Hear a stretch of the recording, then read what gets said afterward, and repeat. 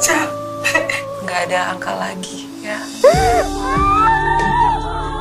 Vio, Yuna berdiri diam di depan pintu kayu base camp yang mulai kusam, menunggu hingga riuh suara di dalam sana benar-benar mereda. Ia sengaja datang saat senja telah larut, karena ia paham betul bahwa dalam keheningan itulah Vio sedang bergelut dengan titik nadir hidupnya.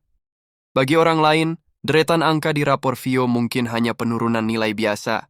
Namun bagi Vio, itu adalah genderang perang yang memicu trauma masa kecilnya kembali membara. Tekanan dari sang ayah bukanlah sesuatu yang bisa dianggap remeh. Sejak kecil, Vio dipaksa untuk selalu bertahta di peringkat pertama. Setiap kegagalan kecil seringkali dibayar mahal dengan perlakuan kasar yang meninggalkan bekas, baik di kulit maupun di batin.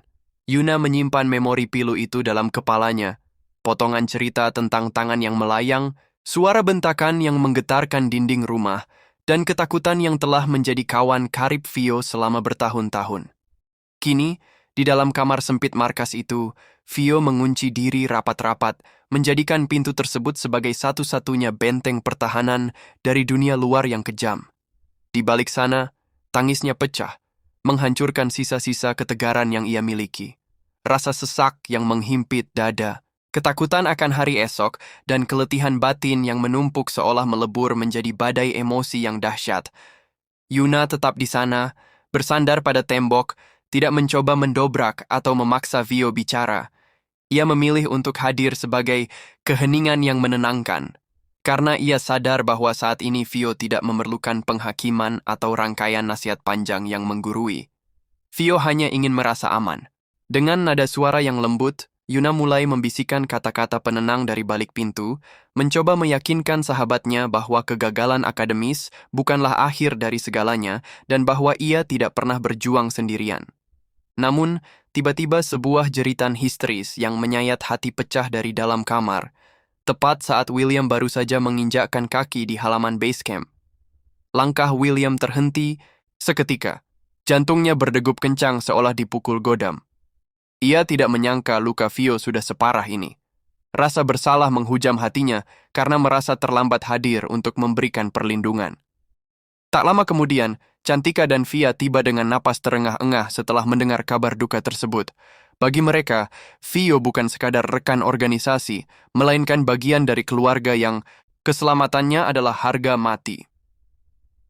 Prinsip komunitas Goen yang mereka jalankan selama ini ternyata memiliki akar yang lebih dalam dari sekadar aksi lingkungan.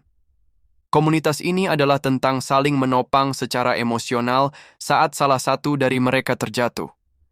Di sudut lain kota, Angelica tengah terjebak dalam pusaran pikirannya sendiri. Wajah Akila terus muncul di benaknya tanpa alasan yang jelas, membawa sebuah getaran familiar yang sulit dijelaskan dengan logika. Seolah-olah kehadiran Akila bukanlah sekadar perkenalan baru, melainkan sebuah pertemuan kembali.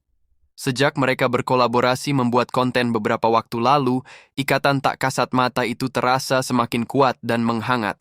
Angelica merasakan kenyamanan yang begitu alami saat berada di dekat gadis itu. Tanpa ia sadari, naluri, seorang ibu yang telah lama terpendam sedang menemukan jalannya sendiri, mencoba menyentuh hati sang anak yang selama ini terpisah oleh tabir keadaan. Rasa itu tumbuh perlahan namun sangat nyata, seperti air yang mengalir mencari muaranya. Sementara itu, di tengah dinamika industri yang kompetitif, Sen mulai bergerak dengan taktis menyusun strategi besar untuk proyek bom. Baginya, ini bukan sekadar proyek komersial biasa, melainkan sebuah batu loncatan besar untuk membawa nama mereka ke puncak popularitas. Akila Fatah, selaku pemilik production house, PH, melihat visi dan potensi besar dalam rencana tersebut.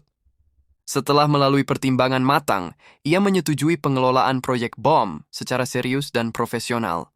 Akila percaya bahwa sebuah karya yang dikerjakan dengan niat tulus dan jalur yang benar akan menemukan jalannya sendiri menuju kesuksesan. Strategi ini dirancang agar bom bisa viral secara organik tanpa harus menggadaikan nilai moral atau menggunakan taktik murahan. Band milik Hana pun ikut menyuarakan komitmen yang sama.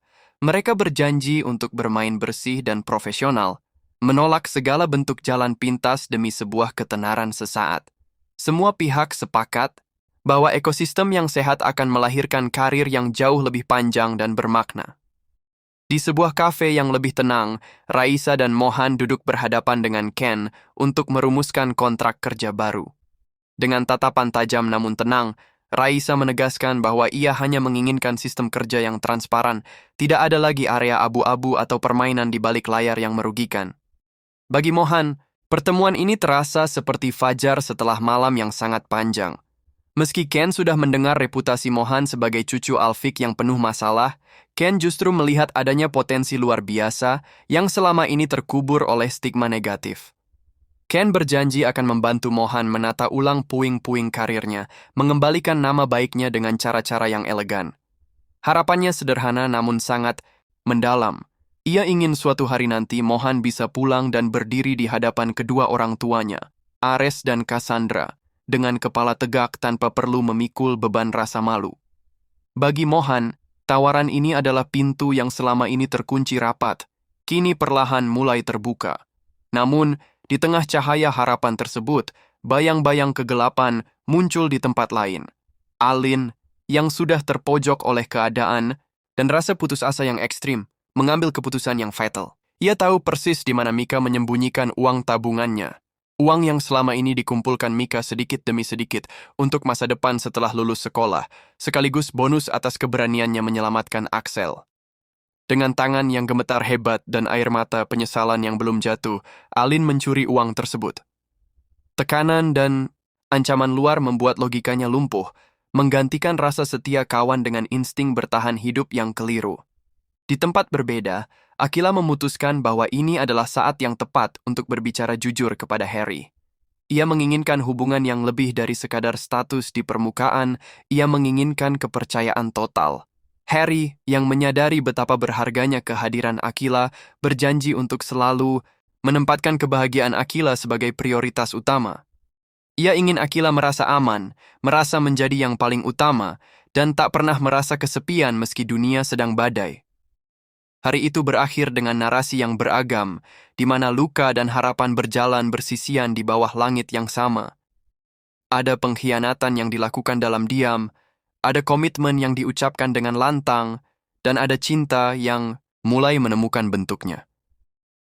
Setiap karakter terus melangkah dengan beban dan impian di pundak masing-masing, belajar tentang arti bertahan hidup.